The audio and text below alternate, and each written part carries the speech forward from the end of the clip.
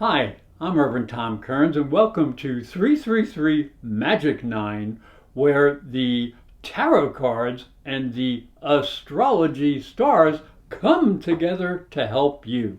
September's an exciting month. We go back to work, back to school, back to our routines, and here's the energy that will be affecting you.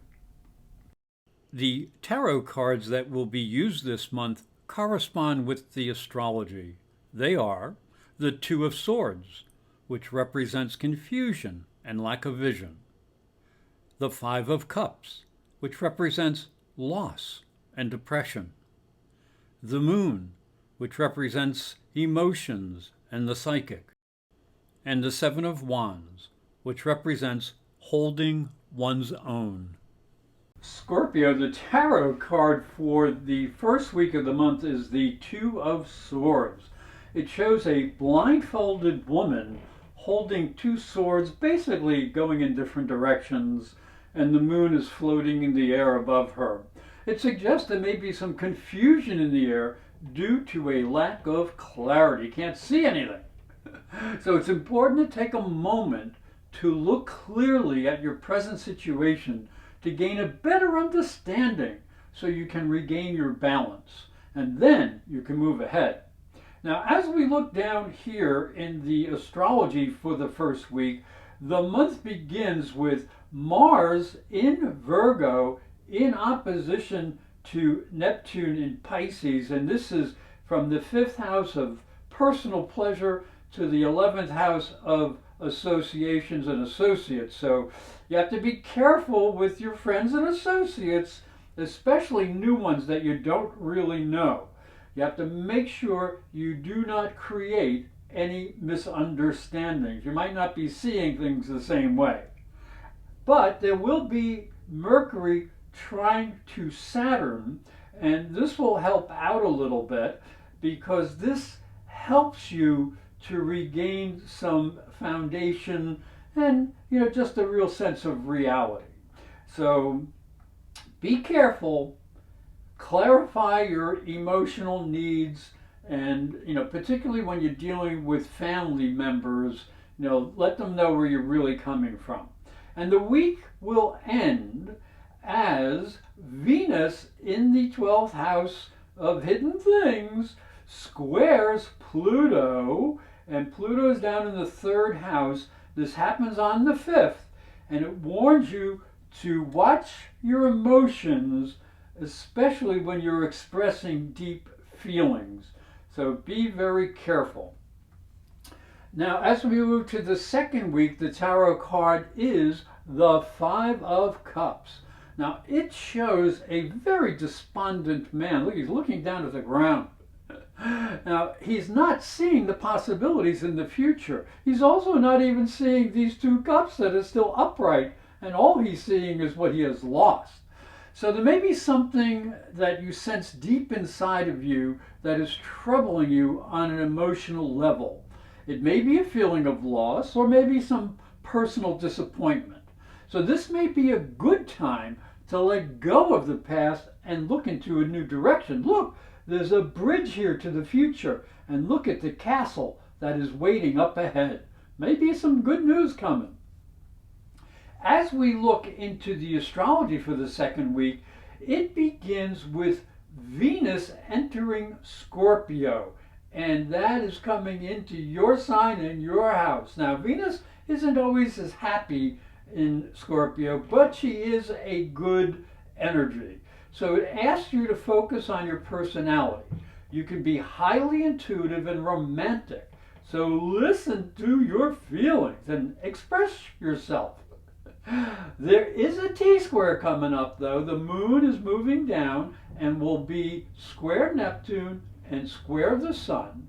So you have to be careful that you do not allow this to bring confusion that can affect your friends and associates and any type of group situations that you find yourself in. So make sure you can find some quiet time so you can sort out any emotional issues or fears that could be affecting your personal resources, because that's where the moon is, right in the 2nd house there.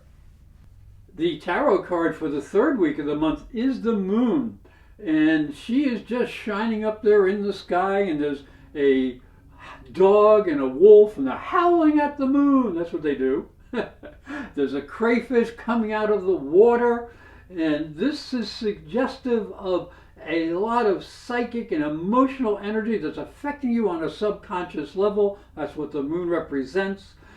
But look, there's a path leading to the future. So you need to deepen yourself and listen to the messages that are coming to you. They may be bringing you some insight about that future path. So try to be clear with yourself. So the third week in the astrology begins with a bit of a disruption. There's going to be Saturn square Venus. Now Venus again is in your first house, so you're going to have to be careful with any type of intimate feelings or information, especially concerning your family situation. So you may find that you feel that you're being held back in life by all the responsibilities that you have at home. That can really twist you a little bit, so don't let that feeling dig in deep. And it's really important because there is a full moon. You see, the moon is going to move in opposition to the sun on the 20th. And this suggests that you spend some time dreaming of romantic pleasures or creative projects. So try to uplift yourself a little bit.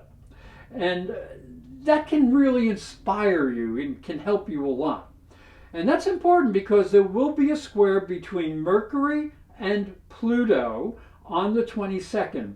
And this might expose some information to you to help understand some of the problems or the limitations that you are going through. And if you have a better understanding, you can handle the energy better. As we move into the fourth week, the tarot card is the Seven of Wands. What a way to end the month. So this card shows a man holding his own against opposing forces because he is standing on the high ground. He's taking the high ground. So this suggests there's a lot of energy around you. Some is combative, some is disruptive, and some is just simply competition. But because you have taken the high ground, you can maintain yourself and you can use your sense of truth and justice and honesty to win the day. As we look down into the astrology for the fourth week, it features Venus in the first house in opposition to Uranus in the seventh house. And this is the house of partners, and this is where you express your energy over here. So you have to try to make sure that your values are the same as your partners, as the house of partners. Now, you might be a little careful now because sensuality or sexuality may present some awkward moments, so do be careful. Now, there is a little help coming with Mars trining Saturn, and that can help heal any family or maybe personal issues or misunderstandings. So don't go too crazy. Try to use common sense. Then the 30th brings a need for real common sense because Jupiter will be squared to Venus. Now, both of these planets really like indulgence. So make sure that you don't overindulge and make sure you don't go beyond the boundaries of common sense. And you'll be much better off. Hi, I'm Reverend Tom Kearns, and this is my story. If you are a spiritual seeker, it may help you on your journey. I believe your spiritual development is as important as your religion. If you look at Christianity, it focuses on the life of Jesus. But Jesus was never a Christian.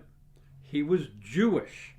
If this thought intrigues you, you'll enjoy my new book, Light from Water, Freeing Jesus. It's available on Amazon.com and through fine bookstores.